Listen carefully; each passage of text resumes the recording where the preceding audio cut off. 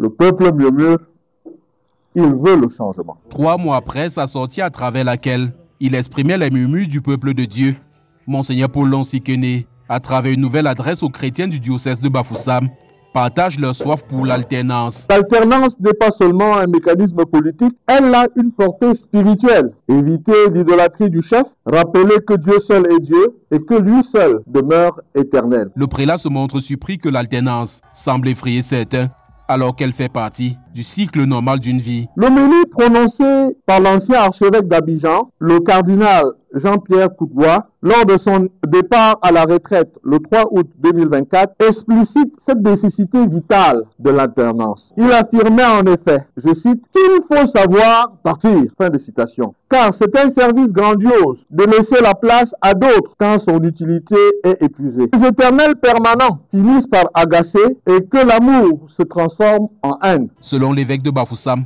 l'alternance dans un contexte comme celui du Cameroun devrait avoir d'autres interprétations. Dans un système politique qui se veut démocratique. L'alternance d'ici, c'est bien fait au peuple et à la nation. Elle est d'une absolue nécessité à plus d'un titre. Elle permet d'éviter la confiscation du pouvoir, car un seul groupe ou un seul individu.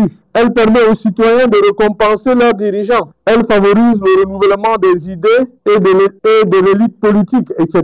À la veille de l'ouverture officielle de la campagne électorale, l'homme de Dieu souhaite une vitrine où tous les candidats se présenteront pour débattre autour des idées qu'ils envisagent implémenter pour redresser le Cameroun. Un débat télévisé entre les 12 candidats serait d'ailleurs un moment démocratique fort, et il est dit dans ce pays, car le peuple murmure et veut voir ceux qui prétendent le gouverner. Monseigneur Paul Lonsikene réitère la nécessité pour les chrétiens non seulement d'aller voter, mais surtout de surveiller leur vote et d'éviter de s'associer à tout projet de fraude. À ce tournant historique de notre pays, s'inscrire et refuser d'aller voter participe à l'irresponsabilité électorale. Or, voter est une manière d'aimer son pays. Voter et laisser son vote à la merci de n'importe quel manipulateur est aussi peine perdue et irresponsable. Résistez de tout votre être aux forces du mal, quelle que soit leur forme et leur provenance. Car participer à la tricherie électorale, c'est trahir le Christ lui-même, se crucifier à nouveau la vérité et étouffer la voix du peuple. Ce membre du clergé catholique